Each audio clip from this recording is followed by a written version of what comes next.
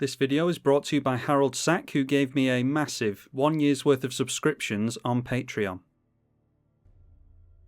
Winota versus Karth the Lion this time, and hoping that we'll be faster than a Karth the Lion deck. Alright. Up against a fellow spiky 1v1 deck now, Yuriko, the Tiger's Shadow. Not liking the colour situation really, so yeah, we'll have to get rid. Alright, not going to have the best of luck this game apparently. Into a no-lander. Alright, well we've got all of our colours there at least. We can get rid of a couple of humans and hopefully refill with the Bomat Courier. So yeah, turn 1 players, you would expect Mausoleum Wanderer. And that's an Arcane Signet for us, so let's just go for the Trollcare. Can't swing in with the Bomat Courier, unfortunately. Although they decide to swing in at us, so likely getting out their Yuriko on turn 2. And they reveal from their library. That was only a 3-mana spell, thankfully.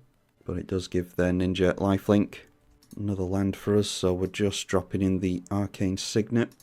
And then we can get down Winota next turn. We'll see if our opponent holds up blue mana or not. If they hold up any blue mana, it might be worth waiting a turn so that we can go Red Elemental Blast. See a Mutavault now, which will have Summoning Sickness, but deciding not to animate that. Playing the Throat Seeker. So really going hard on the ninja tribal theme here. And this time revealing themselves a Throat Slitter, so that's 5 damage dealt to us. And yet another land, so yeah, we're just going for Winota here. Then they're not going to turn this in sideways, I wouldn't have thought. They're not going to turn either creature in sideways, so do we wait? No, we'll swing in. I'll hope that we can upgrade this into a human that comes in with some tokens, and we do. That is Pierre and Kieran. So we get some Thopters that will trigger the Winota next turn. And they decide to get rid of the thing that will give us some card advantage. So can't sacrifice that in response, unfortunately. Missing a land drop, seemingly. They cast themselves a Telling Time. And then managing to get into a bounce land in Demir Aqueduct. And not bothering to swing in for obvious reasons. Alright, get ourselves a Legion War Boss here. We could shoot this thing out of the way with the Pierre and Kieran, but I think it's better to get the Legion War Boss going. We don't particularly care if they block the Goblin token. So we'll play the Legion War Boss. And then same as the last game, making a 1-1 Hasty Goblin. Haste is of the utmost importance in this deck, so that Goblin's likely to die, but we get the triggers on Winota, which is what matters. And once again, getting to Angrath's Marauders. Followed by a Mother of Runes, which will be indestructible, thankfully.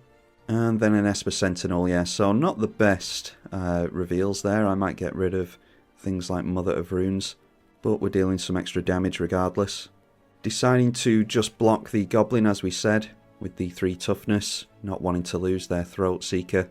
We get them down to 22, so yeah, I wasn't hopeful this game, but luckily this Yuriko deck is going fairly slow.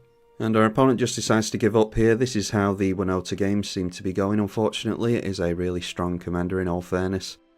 Playing another one with Winota, this time up against Kadeena, and yeah, we've got a decent curve there, so we will keep. Our opponent having to mulligan down to 5, unfortunately. No real need to get the Memnite out on turn 1. We'll just play it out maybe on turn 2 along with the Selfless Spirit, just in case we get into a Mana Crypt. And we can play Winota on turn 3. Might also get Ancient Tomb or something like that.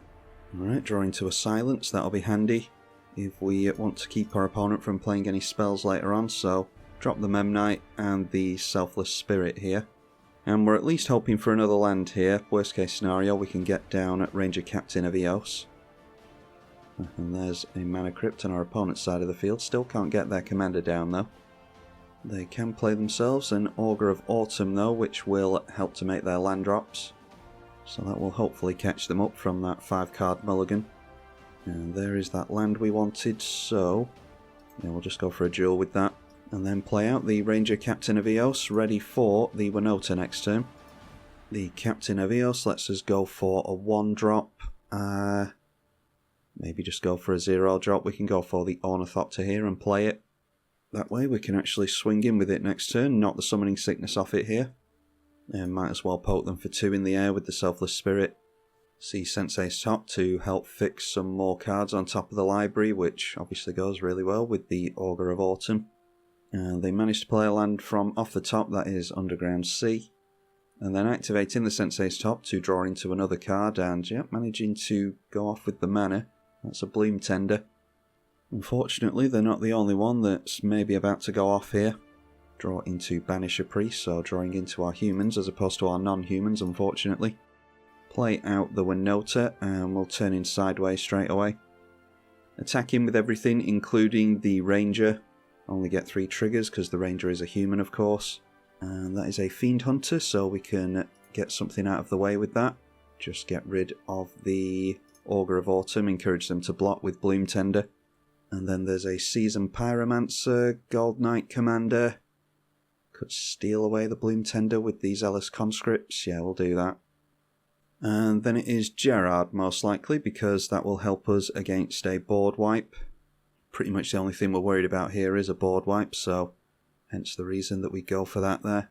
Unfortunately, only have this until the end of the turn, so can't hold up mana for the silence on our opponent's upkeep. Yeah, so they're just getting down their Kadeena. I don't see that that will do much good for them. They can get a free morph here if they've got one. And they do. That draws them a card. We've got silence on them next turn most likely. And just deciding to crack a fetch for a tapped Shockland. Alright, Beast Within going on to the Winota. That is what the Deflecting SWAT is for, so we'll cast that without paying its mana cost. Beast Within can be redirected to something else. And our opponent scoops there. I think we would have gone after the Kadeena so that they don't end up with another untapped creature. Would have been tempting to go for Bloom Tender, but that would have put more untapped creatures in their way, or in our way. Again, it's not showing me the cards that we would have drawn into there, but I think it's safe to say we would have gone wide on them. The power levels were a bit mixed-matched here, and our opponent did have to mulligan down to 5.